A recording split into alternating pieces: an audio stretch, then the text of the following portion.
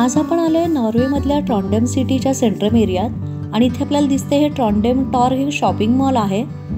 त्याच्या खालीच रेस्टॉरंट आणि आजूबाजूला सुद्धा रेस्टॉरंट्स आहेत। सेंट्रम एरिया हा खूपच छान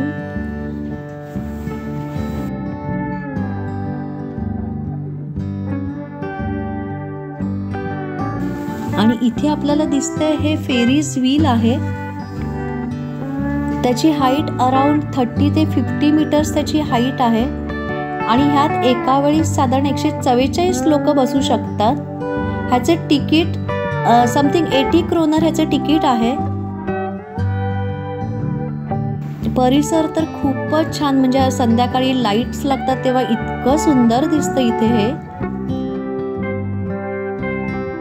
आणि ह्या व्हील वरून आपल्याला ट्रॉन्डेम सिटी खूप सुंदर दिसते।